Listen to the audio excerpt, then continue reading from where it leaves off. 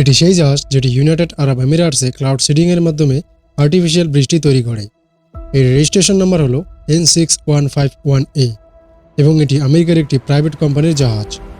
Flight data records অনুযায়ী এই রেজিস্ট্রেশনের জাহাজ দুবাইতে বন্যার শুধু একদিন আগে অর্থাৎ 15 এপ্রিল 2024 বিকেল 4টার সময় দুবাইয়ের জায়েদ ইন্টারন্যাশনাল এয়ারপোর্ট থেকে টেক অফ করে। স্যাটেলাইট ভিউয়ের রেকর্ডস দেখে বোঝা যায় ঠিক এই দিন ওই সময়ে ইউনাইটেড আরব এমিরেটসের উপরে বেশ অনেকগুলি মেঘ ছিল, যেগুলিকে বৃষ্টিতে রূপান্তর করা সম্ভবত এই জাহাজেরই দায়িত্ব ছিল। টেক অফ করার পর এই জাহাজ কোথায় গিয়েছে এবং কী কী করেছে এই ব্যাপারে ভিডিওটিতে সম্পূর্ণ আলোচনা করছি। বন্ধুরা, সাধারণত আমরা জানি যে ইউএই এর আবহাওয়া খুবই ড্রাই আর যেখানে বৃষ্টি খুবই কম হয়, কিন্তু এইবার কিছুদিন নয় বরং কিছু ঘন্টার মধ্যে এতটা বৃষ্টি হয় যতটা দুবাইতে পুরো বছর মিলে হয়। দুবাইয়ের ফেবুলাস অ্যাডমিনিস্ট্রেশন সিস্টেমের কারণে একে মিনি ইউরোপও বলা হয়ে থাকে। কিন্তু এইবার মিনি ইউরোপে লাখ লাখ গাড়ি, বাড়ি, দোকান এবং অফিস জলের নিচে ডুবে যায় এবং আগামী 5 দিন পর্যন্ত জল নিকাশের ব্যবস্থা করা দুবাই সরকারের মাথা ব্যথার কারণ হয়ে ওঠে। এটা কি দুবাইতে ক্লাউড সিডিংয়ের ফল, নাকি এনাদের সেওয়ারেজ সিস্টেম ফেল হয়ে যায়? আর যদি তাই হয় তাহলে কীভাবে? বঙ্কিওর আরেকটি নতুন ভিডিওতে আপনাদের স্বাগতম। বন্ধুরা, 14 এপ্রিল 2024 গালফ অফ ওমান থেকে বৃষ্টির একটি ধারা ঝড়ের সঙ্গে ওমানে এসে পৌঁছায় এবং মুষলধারে বৃষ্টি প্রথমে ওমানকে হিট করে এবং রাস্তা রাস্তা বৃষ্টির জল জমা হয়ে যায় এবং 20 জন লোক প্রাণ হারিয়ে ফেলেন। দেখতে দেখতে এই বৃষ্টির ধারা 16 এপ্রিলের মধ্যেই ইউএতে এসে পৌঁছায়। শুরুতে একে এক নর্মাল বৃষ্টি মনে করা হয়েছিল, যা 20 mm পর্যন্ত ছিল, কিন্তু দেখতে দেখতে বৃষ্টি বাড়তে থাকে এবং শুধু কিছু ঘন্টার মধ্যেই এটি 20 mm থেকে 142 mm মানে প্রায় 5.5 ইঞ্চি পর্যন্ত পৌঁছে যায়। দুবাইয়ের ব্যস্ত রাস্তায় কয়েক ফুট পর্যন্ত জল ভরে যাওয়ায় এখানে ট্রাফিকের অবস্থা উথাল ফাতাল হয়ে যায়। মানুষ নিজের ঘরে বন্দী হয়ে যায়, এমনকি কিছু এরিয়াতে তো ঘরের ভিতরে কোমর পর্যন্ত জল জমা হয়ে যায়। অনেক ভিডিওতে দেখতে পাওয়া যায় যে লোকের ঘরের দামি জিনিসপাতি জলের কারণে নষ্ট হয়ে যাচ্ছে। দোকান খামার বন্ধ থাকার কারণে মানুষের খাওয়া দাওয়ারও সংকট দেখা দেয় আর মানুষ খিদের কারণে বেহাল হয়ে যায়। কিন্তু বৃষ্টি থামার নামই নিচ্ছিল না। এমনকি দুবাই ইন্টারন্যাশনাল এয়ারপোর্ট, যেখানে নর্মালি দিনে হাজারো ফ্লাইট ল্যান্ড হয়, সেখানে রানওয়েতে হাঁটু পর্যন্ত জল জমার কারণে ফ্লাইট রাডারে এই এয়ারপোর্টের পরিস্থিতি কিছুটা এরকম দেখায়। যে জাহাজ এয়ারপোর্টে দাঁড়িয়েছিল তা সেখানেই দাঁড়িয়ে রয়ে যায়। অন্যদিকে সব আগমনকারী জাহাজগুলিকে ডাইভার্ট করা হতে থাকে। এয়ারপোর্টে যাত্রীদের এখন ঘন্টার পরিবর্তে দিনের পর দিন অপেক্ষা করতে হচ্ছে। অতি সাধারণ দেখতে এই বৃষ্টি ধীরে ধীরে দুনিয়ার সবথেকে উন্নত শহরকে সম্পূর্ণভাবে জ্যাম করে রেখে দেয় এবং স্কুল ও অফিসগুলিকে অনির্দিষ্টকালের জন্য বন্ধ করে দেওয়া হয়। দুবাইয়ের এক বিখ্যাত ইন্স্যুরেন্স কোম্পানির মালিক বলেন যে শুধু এক সপ্তাহে হাজারো গাড়ির ইন্স্যুরেন্স ক্লেম জমা পড়ে, যা আগের তুলনায় 400% বেশি। একইভাবে রেস্টুরেন্টস ও শপগুলির তরফ থেকে লাখো দিরহামের ইন্স্যুরেন্স ক্লেম জমা হয়ে যায়, যা আমাদের জন্য অনেক বেশি হয়ে যায়।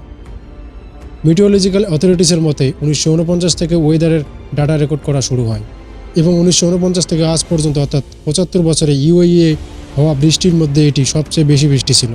কিন্তু প্রশ্ন যেটি সবার মাথায় ঘুরছে যে এমন কি হয় যে যার কারণে দুনিয়ার খুশি ও ধনী এলাকা এরকম ভয়াবহ বৃষ্টির কবলে পড়ে।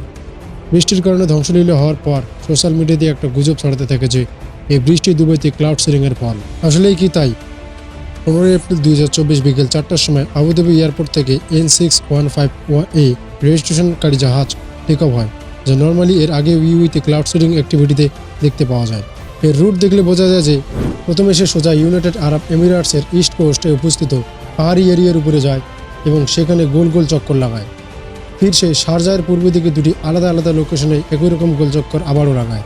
এরপর ফাইনালি দুবাইয়ের পূর্ব দিকে লাবাবের উপর গোলচক্কর লাগানোর পর সন্ধ্যা 5:30 নাগাদ আবার আবুধাবি এয়ারপোর্টে ল্যান্ড করে। কিন্তু ইউনাইটেড আরব এমিরেটসের ন্যাশনাল সেন্টার অফ মেট্রোলজির ডেপুটি ডিরেক্টরের মতে ক্লাউড সিডিং করা জাহাজটি ওই দিন টেক অফ তো নিশ্চয়ই করে, কিন্তু তা ক্লাউড সিডিং অ্যাক্টিভিটি করে নেই। ক্লাউড সিডিং দুবাইতে প্রথম 1990 সালে এখানে জলের শর্টেজের মোকাবিলার জন্য করা হয়।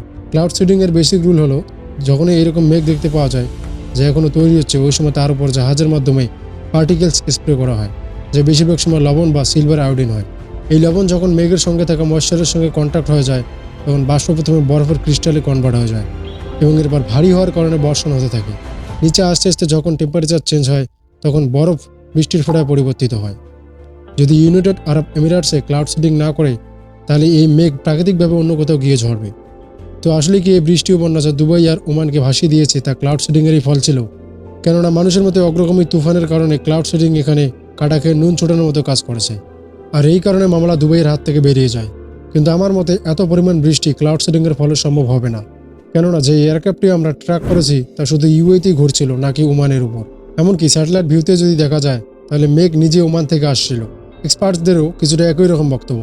ওয়েদার এক্সপার্টসদের মতে ক্লাউড সিডিংয়ের ফলে বৃষ্টি অবশ্যই হয়, কিন্তু এতটা পরিমাণ বৃষ্টি নয় যে বন্যার সম্মুখীন দেখা দিবে। এক্সপার্টসদের মতে ক্লাউড সিডিং থেকে বৃষ্টির জন্ম দেওয়া যায় না, বরং বৃষ্টি তো আগে থেকেই হাওয়াতে মজুদ থাকে, তাকে শুধু ঝরানো হয়। এই জন্যই ক্লাউড সিডিংকে এই বন্যার কারণ কোনোভাবেই বলা ঠিক হবে না। ইম্পেরিয়াল কলেজ অফ লন্ডনের এক খ্যাত ক্লাইমেট এক্সপার্ট ফ্রেডরিক ওটো এর মতে এই বৃষ্টি মানুষের দ্বারা তৈরি ক্লাইমেট চেঞ্জের ফল। মানে আমাদের ভুল কাজের জন্য যে দুনিয়া জুড়ে আবহাওয়া পরিবর্তন হচ্ছে, যেখানে আমাদের এগ্রিকালচার প্রসেস, ইন্ডাস্ট্রিয়াল প্রসেস ও অরণ্য ধ্বংসও সামিল রয়েছে।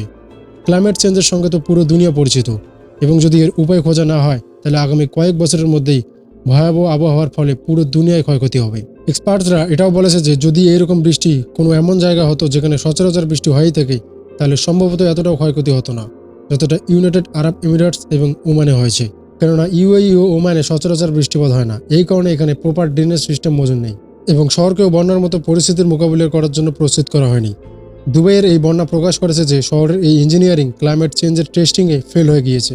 প্রথমত আমাদের এটা ভোলা যাবে না যে দুবাই মরুভূমির উপরে বানানো হয়েছিল, সেই মরুভূমি যা জলকে খুবই সহজেই অ্যাবজর্ব করে নেয়। কিন্তু এই মরুভূমিকে যদি আমরা কংক্রিট ঢেলে ঢেকে দিই তাহলে স্বাভাবিকভাবে তার জল অ্যাবজর্ব করার ক্ষমতা কম হয়ে যায়। আর এমনটাই দুবাইয়ের সঙ্গে হয়েছে। রিয়েল এস্টেট ডেভেলপার্সরা দুবাইয়ের প্রাকৃতিক ভূখণ্ডকে বদলে দিয়েছে, আর এখনকার ভূমি জলকে খুবই কম শোষণ করে। আর এই কারণে কয়েক বছর অন্তর অন্তর এখানকার সেভারেজ সিস্টেমকে বাড়াতে হয়। দ্বিতীয়ত দুবাইয়ের পপুলেশন দিনের পর দিন বেড়েই যাচ্ছে, আর পপুলেশনের সঙ্গে সঙ্গে কাঁচরাও বেড়ে যাচ্ছে। দুবাইয়ের রাস্তায় আমরা কাঁচরা তো দেখতে পাই না ঠিকই, কিন্তু কাঁচরাকে কোথাও না কোথাও তো যেতেই হয়। দুবাইয়ের সেভারেজ সিস্টেম এতটাও বড় নয় যে 142 mm বৃষ্টির জলকে হুট করে বের করে দিবে। ফলে যখন জল জমা শুরু হয় তখন তার নিজের সঙ্গে কাঁচরাকেও বয়ে নিয়ে এসে প্রথম থেকে ছোট সেভারেজ সিস্টেমকে সহজেই ব্লক করে দেয় এবং পরিস্থিতি আরও জটিল হয়ে পড়ে। সাধারণত এইরকম পরিস্থিতি যখন তৈরি হয় তখন ওই সময় ব্লক সেভার সিস্টেম লাইনকে আইডেন্টিফাই করা খুবই কঠিন কাজ হয়ে পড়ে। এইরকম শুধু দুবাইতে নয় বরং বিশ্বের অন্য ডেভেলপড শহরগুলিতেও দেখা গিয়েছে। গত বৃষ্টিতে নিউ ইয়র্ক শহরেরও কিছুটা একই রকম হাল ছিল। স্কুলস, রোডস এবং বাড়িগুলিতে জল জমে যায়। সেভারেজ লাইন যা অলরেডি জলের কারণে মাটি দিয়ে অর্ধেক ভর্তি ছিল, যখন আচানক ওখানে বেশি জল আসে তখন তা কাজই করতে পারেনি। এটা শুনতে অনেকটা অদ্ভুত লাগে, কিন্তু দুবাইতে অনেক এরিয়াতে এখনও সেভারেজ কানেকশন দেওয়াই হয়নি। এমনকি দুনিয়ার সবচেয়ে উঁচু স্কাই ক্র্যাপার বুর্জ খালিফাকেও নয়। বুর্জ খালিফার সমস্ত কাঁচরা একটি স্পেসিফিক ট্যাঙ্কে জমা হয় এবং এগুলিকে ডেইলি বেসিসে ডাম্পারের সাহায্যে খালি করা হয়।